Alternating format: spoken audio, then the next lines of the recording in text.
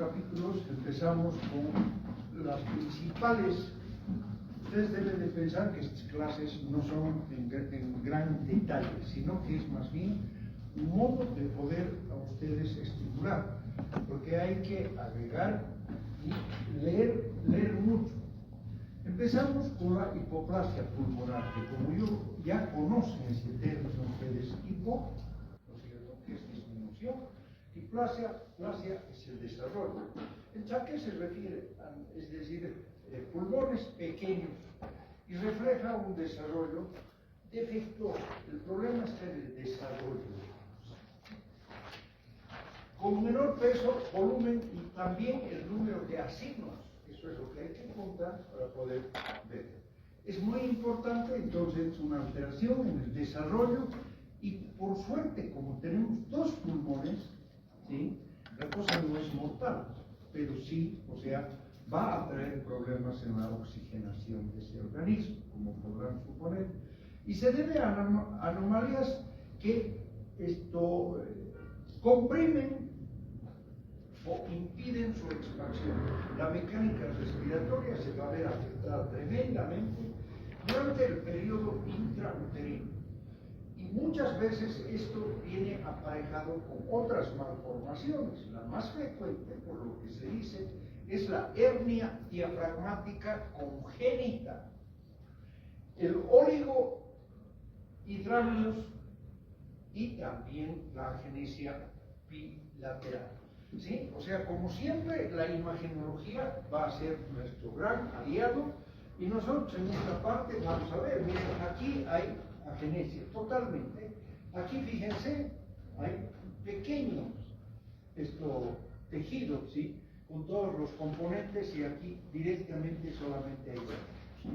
Entonces, es importante el hecho de esta anomalía congénita.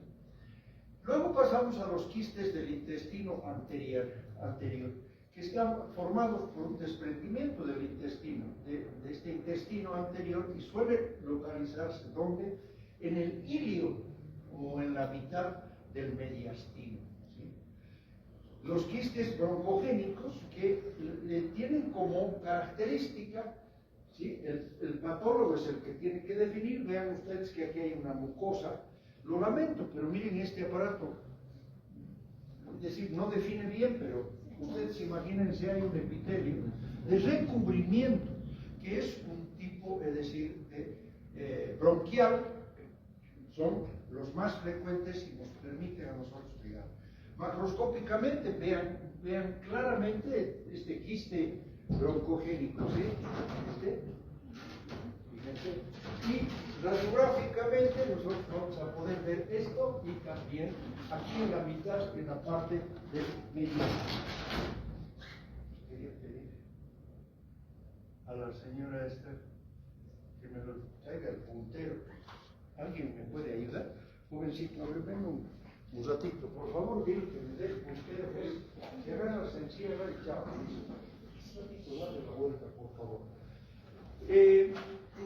También entre estas alteraciones congénitas tenemos el secuestro bronco-pulmonar, que es el tejido pulmonar, que puede ser lóbulos o pueden ser segmentos de lóbulo, que carecen de conexión con el sistema de las vías respiratorias.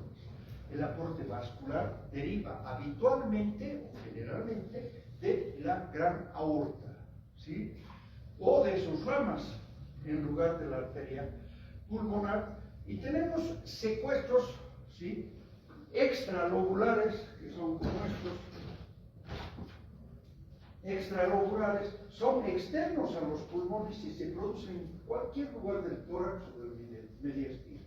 Suelen encontrarse en lactante en formas de masas, ¿sí?, aquí podemos ver de masas, y asociada a menudo a otras anomalías congénitas.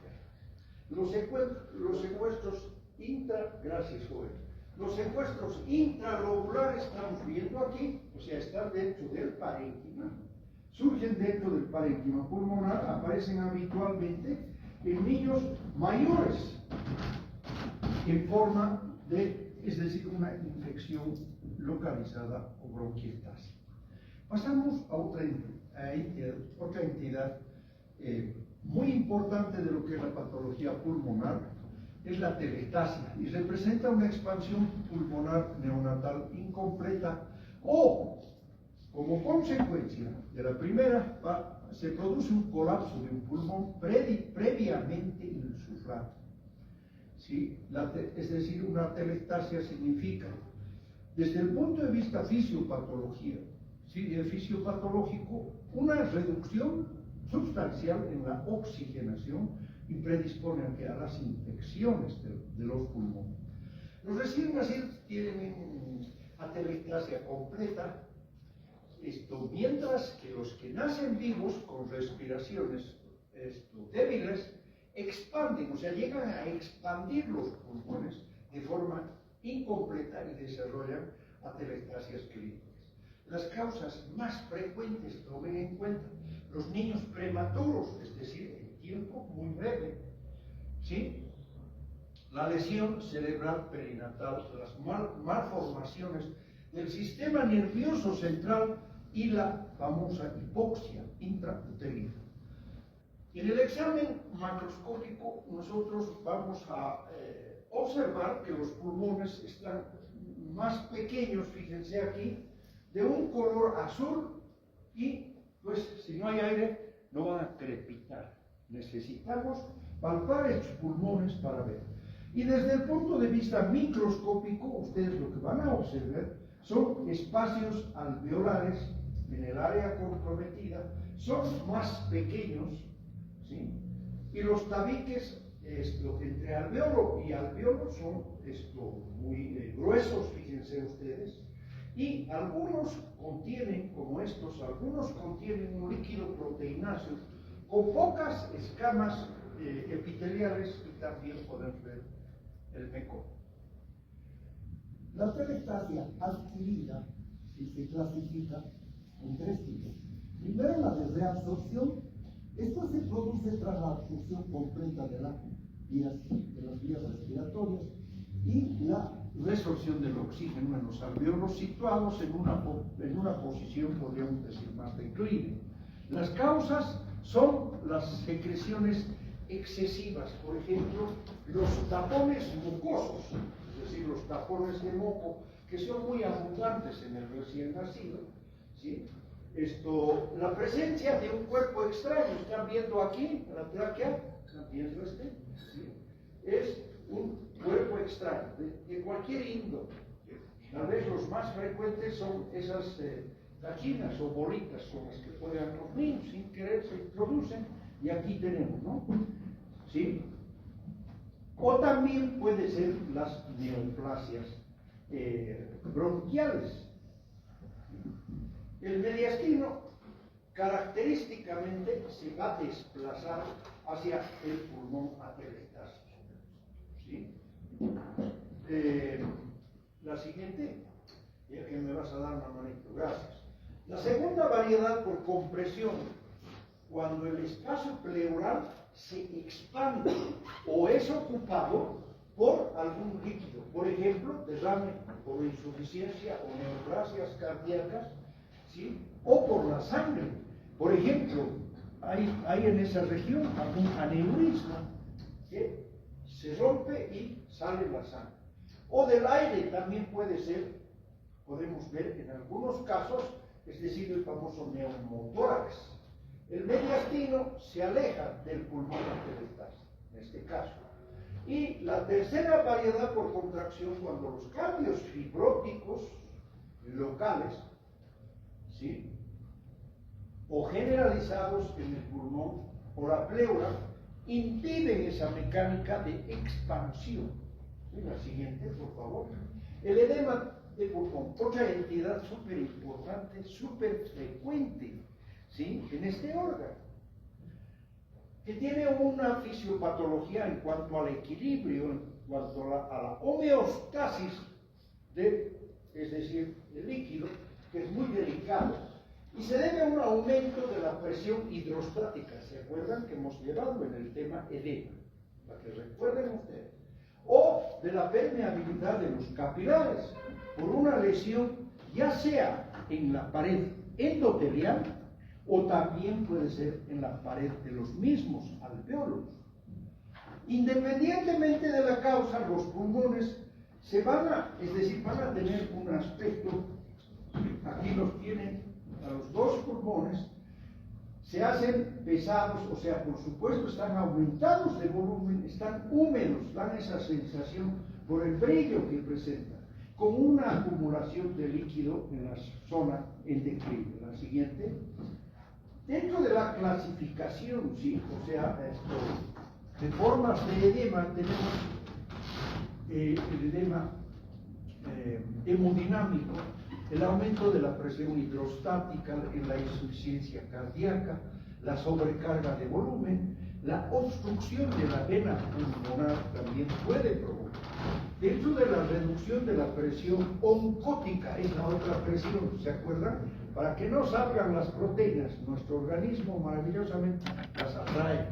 Menos frecuente, pero igual, la hipoalbuminemia, el síndrome nefrótico, las hepatopatías, las enteropatías por pérdida de proteínas, la obstrucción linfática, el edema, debido a una lesión en la pared alveolar, ¿sí?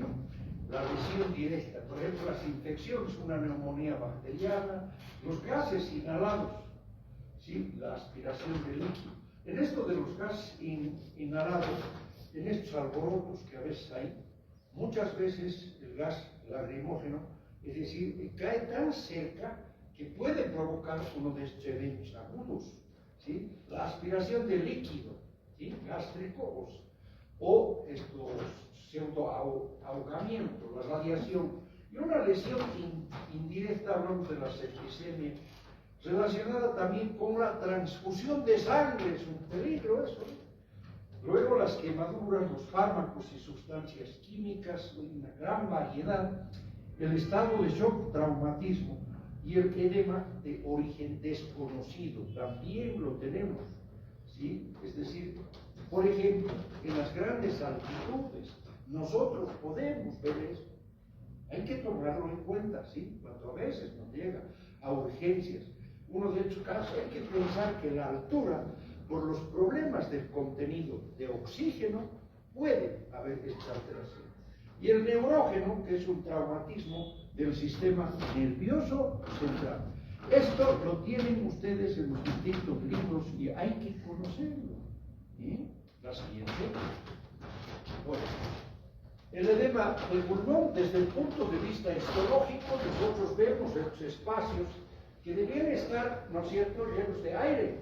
Pero fíjense, ustedes están llenos de una precipitación, ¿sí? O sea, de color rosado. Ese es el edema pulmonar.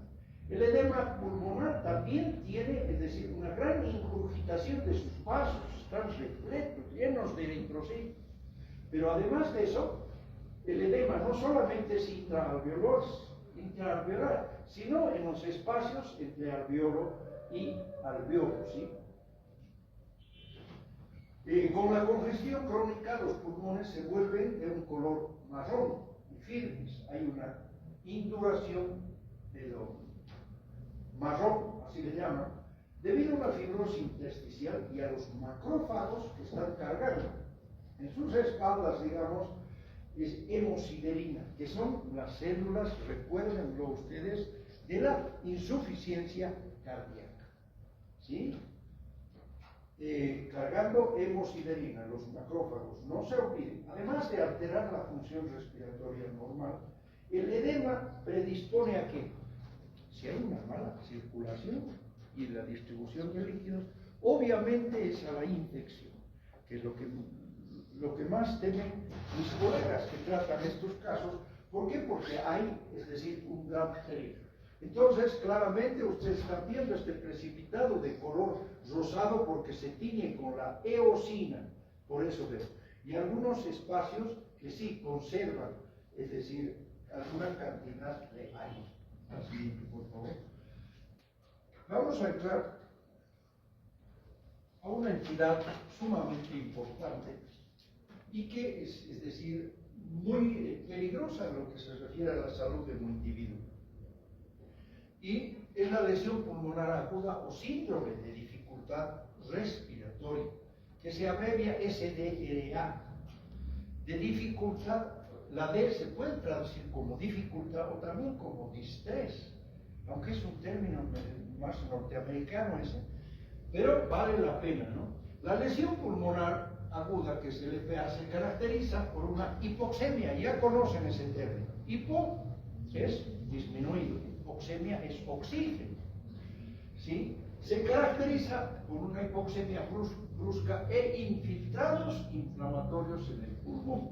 Son difusos, sin insuficiencia cardíaca, porque esa es otra entidad cuando aparece la insuficiencia cardíaca. El síndrome de dificultad respiratoria aguda, entonces, está en el extremo de mayor gravedad del espectro de la lesión pulmonar aguda. Ambos tienen un aumento de la permeabilidad vascular pulmonar asociado a inflamación. Esto es muy importante, se va a agregar esto, junto con la muerte celular ¿de qué? De lo que reviste los vasos, o sea, el endotelio, ¿sí? Va a haber una muerte celular por la falta de ¿qué? De oxígeno. Y también el epitelio, ¿sí? Que reviste ¿qué? Los alvéolos, acuérdense, son muy delicados. Las manifestaciones histológicas se denominan entonces, y ustedes deben de anotarlo y subrayarlo, como el daño alveolar difuso. Es una entidad, es una unidad muy grave. Cuando el paciente entra en eso, Dios mío, hay que encender alarmas y los de terapia intensiva van a tener que funcionar. La siguiente. Aquí vemos entonces las afecciones asociadas al síndrome de distrés respiratorio y realmente es una lista larga. Por favor, yo les ruego revisar en los libros. Es se va a empezar por infecciones, luego hay que decir el aspirado gástrico, las lesiones físicas, los traumatismos, ¿cierto? Después vamos a ver el humo, fíjense que se vuelve. ¿Por qué? Porque ese aire aspiramos.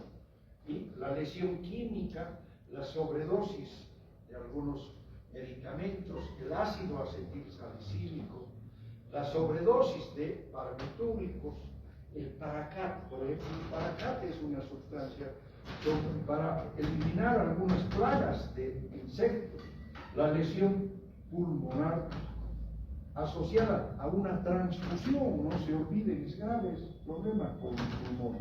Coagulación intravascular diseminada, la pancreatitis, la uremia, la derivación cardiopulmonar, las reacciones de hipersensibilidad o las alergias, no se olviden. ¿Sí? Los disolventes orgánicos y también, o sea, algunos medicamentos. La siguiente, por favor. Esto lo pueden encontrar en los libros habituales y clásicos. En cuanto a las causas, pueden localizarse, hemos dicho, en los pulmones o también ser enfermedades sistémicas. En cuanto a la patogenia, la integridad de la interfase formada entre la pared alveolar, ¿sí? Y el aire va a estar alterado. Este es un alveolo normal. Aquí estamos viendo que se va a producir, o sea, va a estar alterada por una lesión de que, ya sea del endotelio capilar y o del epitelio alveolar. Y entonces se va a reunir, es decir, agua dentro del alveolo, pero además va a predisponer ¿a qué? A la infección. Por tanto, al daño que reviste, es decir, el epitelio que reviste los alveolos, que esta es la unidad estructural y funcional, no se olviden, y que debemos de cuidar mucho. La siguiente. La activación endotelial es importante, el mecanismo inicial que se produce mediante mediadores inflamatorios. Acuérdense de la inflamación, ¿no es cierto? Que hay unos que sirven de mediadores, son importantísimos, ¿sí? ¿Sí? O sea, generados, ¿por qué? Por la sepsis y por la lesión tisular grave. ¿sí? Alternativamente, ¿sí?, los neumocitos de los distintos tipos es detectada por macrófagos alveolares residentes que responden secretando precisamente estos mediadores. Por ejemplo, el factor de necrosis tumoral, ¿sí?, es decir, esto va a activar sobre el endotelio próximo. La adhesión y extravasación de los neutrófilos van reguladas por una desgranulación, acuérdense ustedes, y la liberación de estos mediadores inflamatorios, es decir, inflamatorios, como las proteasas, las especies reactivas del oxígeno, recuerden ustedes, ¿sí?, y las citocinas. El factor inhibidor de la migración, que se abrevia MIG, de macrófagos, intenta la respuesta, es decir, proinflamatoria en curso. El ciclo de la inflamación y lesión endotelial es esencial en el mecanismo fisiopatológico tanto de la lesión pulmonar aguda o también el síndrome de dificultad respiratoria aguda. Las famosas membranas hialinas que han debido ustedes escuchar, que son características de ambas entidades, se deben a una combinación de líquido intraalveolar acumulado, extravasado y la lesión y necrosis, ¿sí?, de los neumocitos. Recuerden ustedes, hay de dos tipos, ¿recuerdan? Pero aquí, es decir, de los neumocitos alveolares de tipo 2, en este caso, son los afectados. Los de tipo 2, porque hay el 1 y el 2, recuerden, es el 2 aquí el que va a ser afectado, generadores de anomalías en qué, en el surfactante. ¿Alguien ha leído algo del surfactante? ¿Qué es? Es un líquido que produce los pulmones en los niños para que se distiendan los alveolos. Pero si falla el surfactante, ¿qué pasa? Se colapsa, como hemos visto, y se produce la atelectasia. La atelectasia hemos dicho que va a alterar el intercambio gaseoso. Y entonces son niños que generalmente mueren. Esto es gravísimo al crearse estas anomalías del surfactante. Les ruego leer profundamente este tema que es apasionante. La resolución de la lesión es dificultada por la necrosis epitelial, ¿sí?, y el daño inflamatorio que se produce con el tiempo al remitir el estímulo inflamatorio. Los macrófagos eliminan los residuos intraalveolares y liberan las famosas citocinas, pero que van a empezar ya con la reparación, o sea, son fibrinógenos, ¿sí?, como el factor de crecimiento transformante, que se abrevia TGF, y el factor de crecimiento derivado, recuerden ustedes, de las plaquetas. Existen factores que estimulan el crecimiento de los fibroblastos, esta ya es la reparación directamente, y depósito de colágeno, inductores de la fibrosis de las paredes alveolares. La siguiente, por favor. Aquí tenemos un poco, es decir, este es el pulmón que está afectado. Estamos viendo, es decir, este es un alveolo que está. Normalmente hay un intercambio de gases, ¿por qué? Porque no hay ningún elemento que interfiera esta interfase, valga la redundancia. Aquí empieza ya a reunirse líquido, ¿sí?, y aquí hay líquido ya con, es decir, inflamación, ¿sí? Y aquí también, o sea, tenemos, es decir, este pulmón que está afectado. Hay un intercambio normal de los gases, que es lo importante, ¿no es cierto? El oxígeno del saco de aire se intercambia por el dióxido de carbono de los capilares aquí. Y aquí tenemos el saco de aire que se llena de líquido. Esto impide el intercambio de gases y habíamos dicho que favorece la inflamación. Siguiente. En cuanto a la morfología, ¿sí?, en el asunto que es agudo, por el tiempo en el cual se produce, ¿sí? Los pulmones van a ser duros, van a ser rojos, congestivos, están muy pesados. Y desde el punto de vista microscópico vamos a observar que hay edema, hay la formación de las membranas hialinas, que su nombre se debe al color que adquiere. Y son pequeñas membranas que están en el borde epitelial o de la mucosa de los alvéolos. Estas son, miren, de color un poco más rosado, son las membranas hialinas, compuestas de restos epiteliales necrosados y proteínas exudantes. Y la perjudicial inflamación que va a producir necrosis de algunas células epiteliales. Me refiero a los neumocitos 1 y a los neumocitos 2. ¿Sí? En cambio, cuando ya la lesión es organizada, no se olviden que hay inflamación y siempre después de la inflamación, casi paralelamente, se inicia la reparación. Entonces aquí lo más trágico es este proceso de reparación. ¿Por qué? Porque sustituye elementos tan importantes en la respiración como son los neumocitos, va a ser reemplazado ¿por qué? Por fibroblastos. ¿Qué función tiene el fibroblasto? Ninguna, ¿no es cierto? Y eso es lo que ocurre, por ejemplo, es decir, en esta pandemia, por todos estos virus que han aparecido, que lo que pasa muy rápidamente pasa del proceso agudo al proceso organizado, o sea, la fibrosis, al reemplazo de esos elementos celulares tan nobles que tienen la función de intercambiar gases, se vuelven totalmente inútiles y no sirven para nada. En la organizada, el tejido de granulación, fíjense, aquí tenemos histológica macro y histológica micro, ¿sí? Vamos a poder ver, en respuesta a las membranas hialinas con hiperplasia de los neumocitos de tipo 2, pueden resolverse o progresar a un proceso de fibrosis, ¿sí? Intersticial. Los casos mortales, ¿sí? Tienen a menudo, no se olviden, infección bacteriana sobreañadida. Se ve la gran diferencia, ¿no? Mientras todavía este es tejido vivo y que todavía tiene algún intercambio, a pesar de las membranas, aquí vemos pura fibrosis. Además, una infección ya de tipo crónico.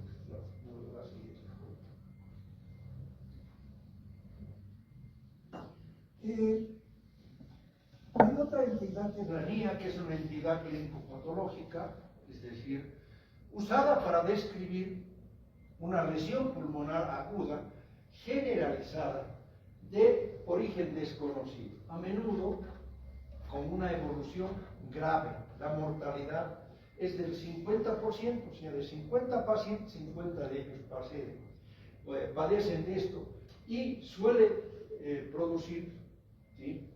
Es decir, algunos supervivientes que tienden aquí a la recidiva, a la enfermedad intersticial crónica.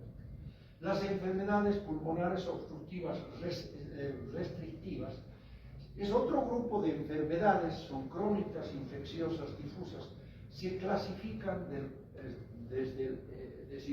del punto de vista fisiológico.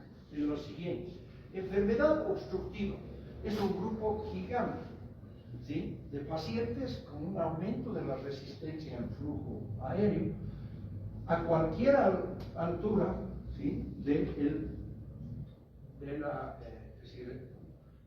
las vías respiratorias, ¿sí? Las enfermedades restrictivas, que es la expansión reducida del parénquima pulmonar con disminución de la capacidad pulmonar total, que generalmente se produce en dos categorías: trastornos de la pared torácica, es decir, enfermedad neuromuscular, obesidad, enfermedad pleural y otras, y las enfermedades intersticiales e infiltrantes crónicas. La distinción entre estas dos se basa esencialmente en las famosas pruebas funcionales, ¿sí? Pulmonares. Las enfermedades obstructivas se asocian a menor flujo de aire máximo en la expiración forzada, ¿sí? El volumen expiratorio forzado es de 1S, se abrevia FL1, dividido, es decir, con la capacidad vital forzada, que se abrevia CDF, o debe ser, fisiológicamente hablando, menor a 0,7. Es decir, estas son las pruebas de las funciones pulmonares que se realizan, donde especialmente aquí es en el IVA, recuerden ustedes, y también en el hospital del tórax. Las enfermedades restrictivas están asociadas a una capacidad pulmonar total reducida, con un PEP de 1, ¿sí? O menor a 1, por lo que la relación entre estas dos es normal. La siguiente, por favor. Hablando propiamente de las enfermedades pulmonares obstructivas, estas entidades relevantes, que son 3, recuérdenlo: enfisema, bronquitis crónica, asma, y la asocian últimamente, es decir, con las bronquiectasias. Ya hemos hablado, por lo menos en mi grupo de prácticas, creo que sí. Tiene características particulares, es decir, tienen todas, pero también pueden compartir algunas que son comunes. El enfisema y la bronquitis crónica se puede agrupar en la enfermedad pulmonar obstructiva crónica, abreviada como EPOC, recuérdenlo, porque muchos pacientes tienen lesiones de características solapadas, lo que no es sorprendente, dado, por ejemplo, es decir, que el tabaquismo a menudo es un denominador común y de un gran consumo todavía en la población, a pesar de las múltiples campañas que se hacen para tratar de que disminuya esto de fumar. El asma se distingue habitualmente del enfisema y la bronquitis crónica por la presencia de ¿qué? De un vasoespasmo que es reversible. ¿Bien? Sin embargo, el paciente asmático puede mostrar un componente que definitivamente es irreversible, un sustrato en el cual lamentablemente es paciente delicado. Por el contrario, la EPOC típica también puede tener características de reversibilidad. Se ha visto que algunos, conforme avanzan en la edad, va disminuyendo. No se sabe por qué. La siguiente, por favor. El enfisema. Entramos a otra entidad importantísima, ¿sí? Que se caracteriza por un aumento del tamaño reversible de los espacios aéreos distales a los bronquios terminales, acompañado de la destrucción de la pared alveolar con una fibrosis mínima. La fibrosis en vías respiratorias pequeñas contribuye a la obstrucción del flujo. ¿Sí? El enfisema se clasifica en función a su distribución anatómica que se produce. El enfisema lobular o centroacinar es la destrucción y aumento del tamaño de las partes centrales o proximales de la unidad respiratoria, es decir, nos referimos fisiológicamente o fisiopatológicamente al acino, que respeta los alvéolos distales. La afectación predominante es de los lóbulos superiores y los vértices. La siguiente. Aparece sobre todo en personas que fuman mucho, asociado a menudo con bronquitis crónica. Luego viene el enfisema panacinar o panlobular, también conocido fisiopatológicamente, y es la destrucción y aumento del tamaño uniforme en lo que se refiere al acino. Hay un predominio en zonas basales, en este caso inferiores, y está fuertemente asociado a una enfermedad que también le han llevado a ustedes, que es la deficiencia de una enzima importantísima, que es la 1-alfa tripsina. ¿Sí? La siguiente. El enfisema acinar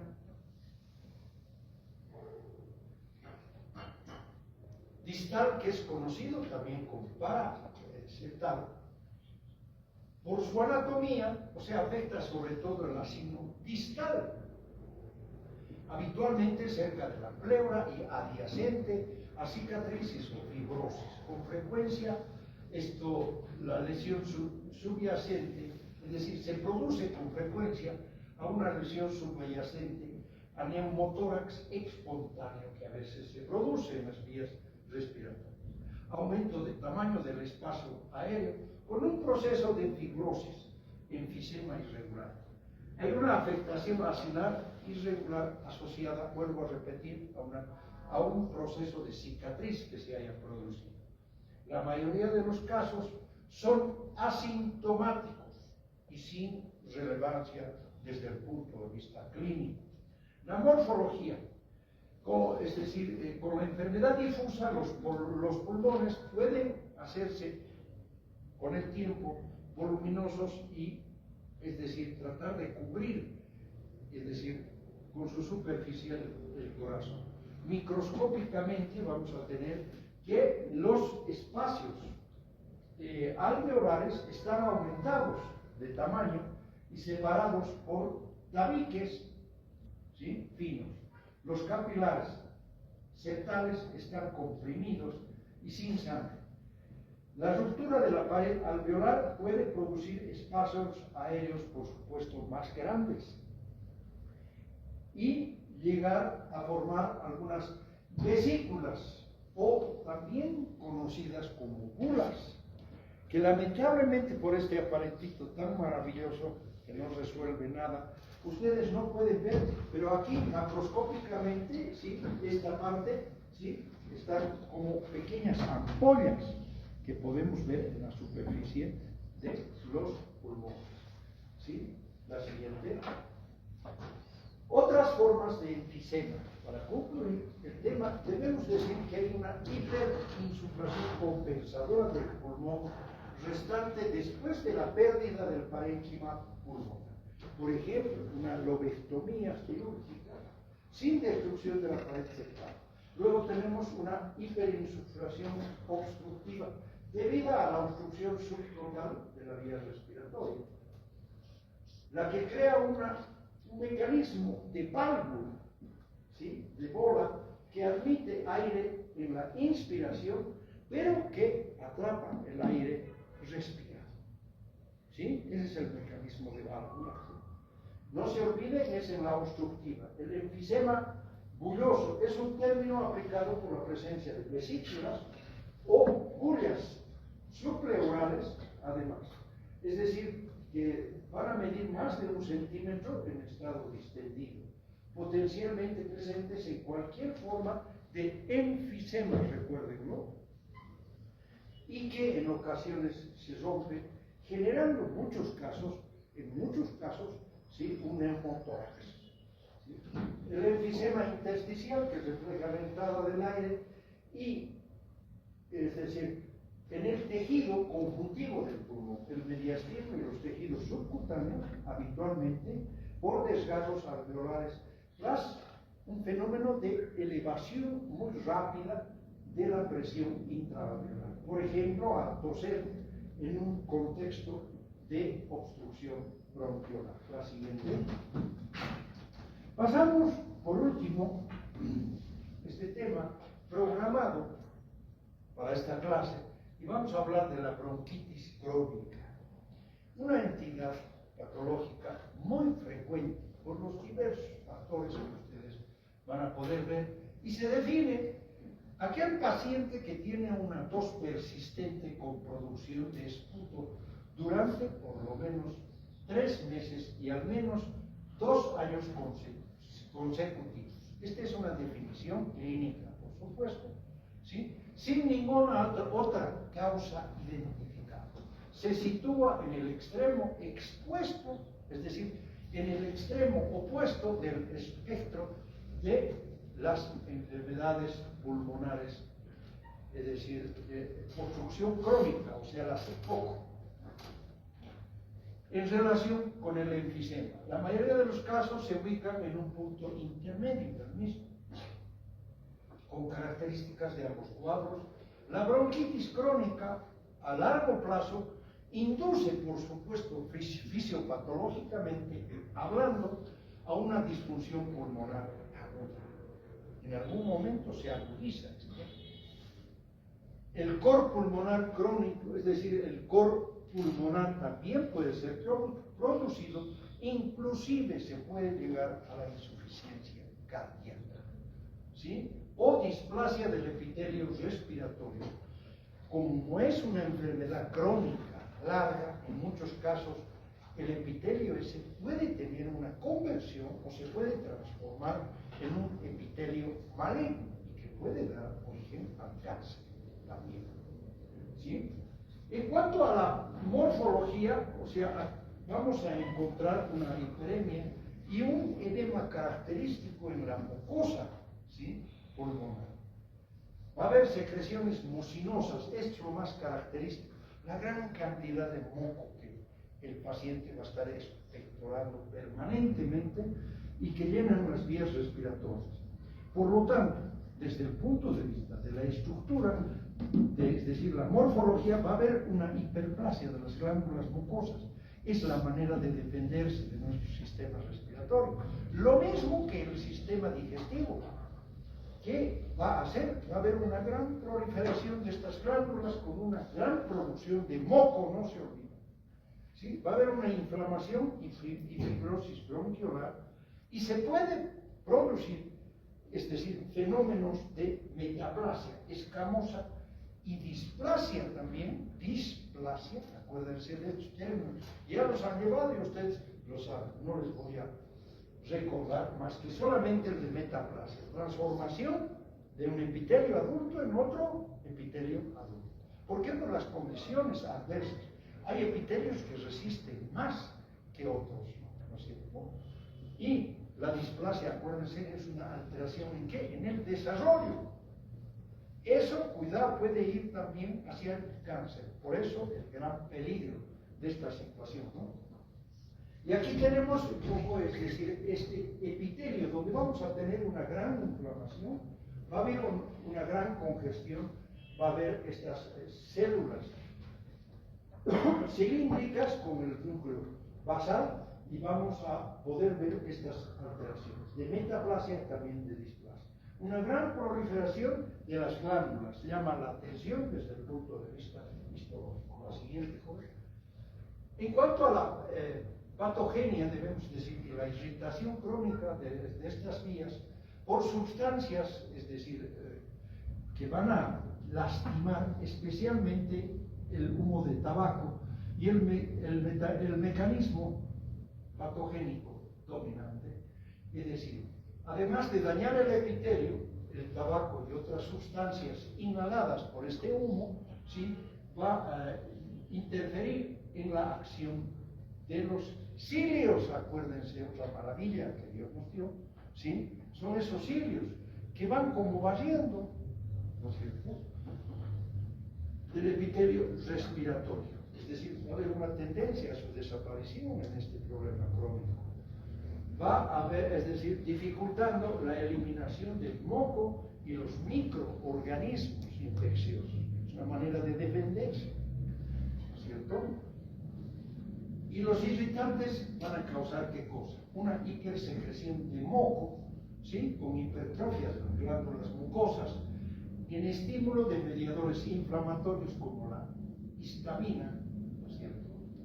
En estas variedades, la metaplasia de células caliciformes en el epitelio bronquiolar contribuyen todo esto a una gran producción de moco y a la obstrucción de las vías respiratorias. Llega a haber tal cantidad que se obstruye estas vías, que normalmente deben estar libres, pero por la cantidad de moco. La inflamación, tanto aguda como crónica, es causada por los inhalantes, ¿sí?, que inducen a una bronquitis crónica, la inflamación a largo plazo y la fibrosis concurrente llega a provocar una obstrucción respiratoria. Las infecciones se agravan y las lesiones iniciadas por los inhalantes.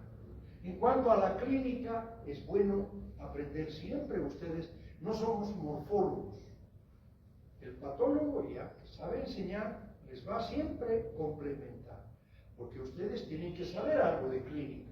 Más allá de la tos y la producción de esputos, ¿sí? Finalmente aparece una disnea. Claro, desde el punto de vista clínico, con los ejercicios, vamos a notar clínicamente, ustedes van a verlo, es decir, cuando roten seguramente por esta especialidad. En los casos clásicos, los pacientes están hipóxicos, cianóticos e hipercápnicos. ¿Qué será hipercápnico? Bueno, es decir, retienen CO2, acuérdense, hipercápnicos. ¿Sí? Son también conocidos como los abotargados azules por el color que adquieren. ¿Sí? La enfermedad prolongada progresa a menudo a la cardiopatía pulmonar, ¿sí? Con insuficiencia cardíaca. La muerte puede ser secundaria y dependiendo cuál es el factor infeccioso, pueden llegar fácilmente a la muerte. ¿Sí? La siguiente. Sí, este tema ya lo vamos a ver el día jueves,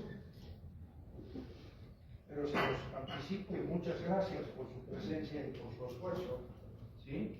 Yo lo pondero y lo valoro mucho frente a los tragos que están roncando hoy, como serán los médicos. Hay algunos que sí justifican, pero la gran mayoría ahorita están roncando. Así, no. Así, no. No van a ser buenos médicos, con seguridad. Porque aquí hay que empezar a, es decir, modificar nuestros propios biológicos. No queda otro. Dormíamos tan bonito hasta el año pasado, ¿no? Tan hermoso. Pero no, ahora no, váyanse acostumbrando y pensando que aquí la guardia va a ser que noches enteras estén despiertos. Bueno, gracias.